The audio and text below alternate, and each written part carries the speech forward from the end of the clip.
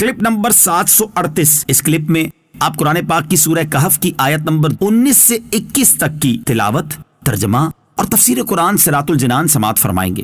بسم اللہ الرحمن الرحیم۔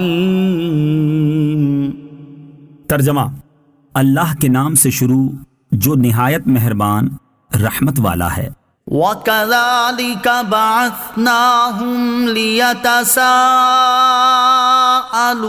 بَيْنَهُمْ قَالَ قَائِلٌ مِّنْهُمْ كَمْ لَبِثْتُمْ قَالُوا لَبِثْنَا يَوْمًا أَوْ بَعْضَ يَوْمٍ قالوا ربكم أعلم بما لبثتم فابعثوا أحدكم بورقكم هذه إلى المدينة فلينظر أيها أزكى طعاما فليأتكم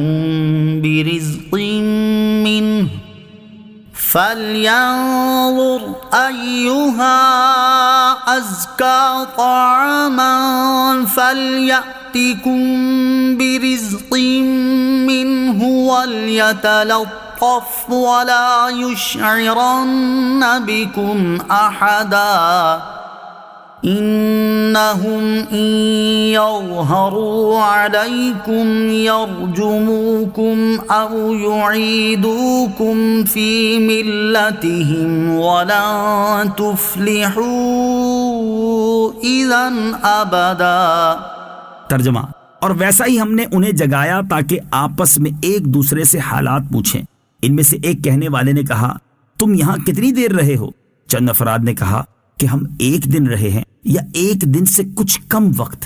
دوسروں نے کہا، تمہارا رب خوب جانتا ہے جتنا تم ٹھہرے ہو، تو اپنے میں سے ایک کو یہ چاندی دے کر شہر کی طرف بھیجو تاکہ وہ دیکھیں کہ وہاں کون سا کھانا زیادہ عمدہ ہے، پھر تمہارے پاس اسی میں سے کوئی کھانا لے آئے، اور اسے چاہیے کہ نرمی سے کام لے اور ہرگز کسی کو تمہاری اطلاع نہ دے۔ بے شک اگر انہوں نے تمہیں جان لیا تو تمہیں پتھر ماریں گے یا تمہیں اپنے دین میں پھیر لیں گے، اور اگر ایسا ہوا تو پھر تم کبھی بھی فلاح نہ پاؤ گے۔ وَكَذَلِكَ بَعَثْنَاهُمْ، اور یوں ہی ہم نے انہیں جگایا۔ تفسیر صراط الجنان میں ہے، یہاں سے اب بقیہ واقعے کی تفصیل بیان کی گئی ہے۔ تفسیرات کی روشنی میں آیت کا خلاصہ یوں ہے کہ فرمایا، جیسا ہم نے انہیں سلایا ویسا ہی ایک مدت دراز کے بعد ہم نے انہیں جگایا تاکہ آپس میں ایک دوسرے سے حالات پوچھیں اور اللہ تعالیٰ کی قدرت عظیمہ دیکھ کر ان کا یقین زیادہ ہو اور وہ اس کی نعمتوں کا شکر ادا کریں۔ چنانچہ جب وہ بیدار ہوئے تو ان میں سے کہنے والے یعنی مکسل مینا جو ان میں سب سے بڑے اور ان کے سردار تھے کہنے لگے، تم یہاں کتنی دیر رہے ہو؟ چند افراد نے کہا کہ ہم یہاں ایک دن رہے ہیں یا ایک دن سے کچھ کم وقت، کیونکہ وہ غار میں طلوع آفتاب کے وقت داخل ہوئے تھے، اور جب اٹھے تو آفتاب قریب غروب تھا۔ اس سے انہوں نے گمان کیا کہ یہ وہی دن ہے۔ بقیہ لوگوں نے کہا، تمہارا رب خوب جانتا ہے جتنا تم ٹھہرے ہو کہ تھوڑا عرصہ ہوا ہے یا زیادہ، تو اپنے میں سے ایک کو یہ چاندی دے کر شہر کی طرف بھیجو تاکہ وہ جا کر دیکھے کہ وہاں کون سا کھانا زیادہ عمدہ ہے جس میں حرمت کا کوئی شبہ نہ ہو، پھر وہی کھانا لے آئے، اور جانے والے کو چاہیے کہ آنے جانے میں نرمی سے کام لے اور ہرگز کسی کو تمہاری اطلاع نہ دے۔ اصحاب کہف اپنے ساتھ دقیانوسی سکے لے کر گئے تھے اور سوتے وقت انہیں اپنے سرہانے رکھ لیا تھا۔ اس سے معلوم ہوا کہ مسافر کو خرچ ساتھ میں رکھنا طریقہ توکل کے خلاف نہیں ہے۔ اسباب ساتھ رکھے اور بھروسہ اللہ عز و جل پر رکھے۔ انہم ان یظہروا علیکم، بے شک اگر انہوں نے تمہیں جان لیا۔ تفسیر صراط الجنان میں ہے، اصحاب کہف نے آپس میں کہا کہ اگر انہوں نے تمہیں جان لیا تو تمہیں پتھر ماریں گے اور بری طرح قتل کریں گے یا جبر و ستم سے تمہیں اپنے دین میں پھیر لیں گے، اور اگر ایسا ہوا تو پھر تم کبھی بھی فلاح نہ پاؤ گے۔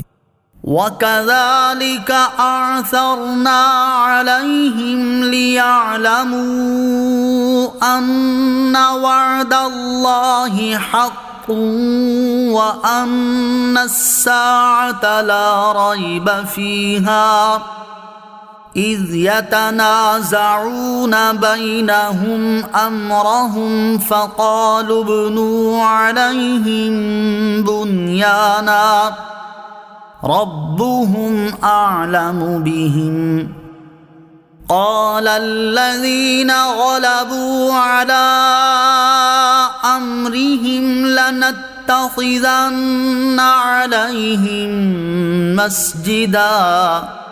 ترجمہ، اور اسی طرح ہم نے ان پر مطلع کر دیا تاکہ لوگ جان لیں کہ اللہ کا وعدہ سچا ہے، اور یہ کہ قیامت میں کچھ شبہ نہیں۔ جب وہ لوگ ان کے معاملے میں باہم جھگڑنے لگے تو کہنے لگے ان کے غار پر کوئی عمارت بنا دو، ان کا رب انہیں خوب جانتا ہے۔ جو لوگ اپنے اس کام میں غالب رہے تھے انہوں نے کہا ہم ضرور ان کے قریب ایک مسجد بنائیں گے۔ وَكَذَلِكَ، اور اسی طرح۔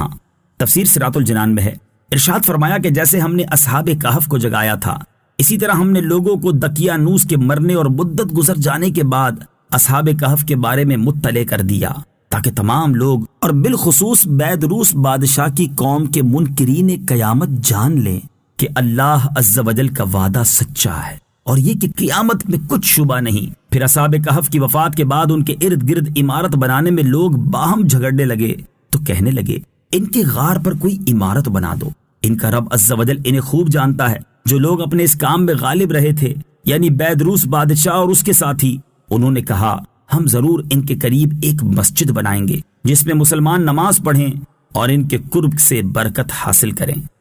بزرگوں کے مزارات کے قریب مسجدیں بنانا جائز ہے۔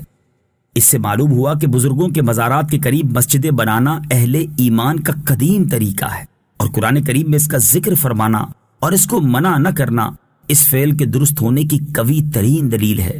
اس سے یہ بھی معلوم ہوا کہ بزرگوں کے قرب میں برکت حاصل ہوتی ہے، اسی لیے اہل اللہ کے مزارات پر لوگ حصول برکت کے لیے جایا کرتے ہیں۔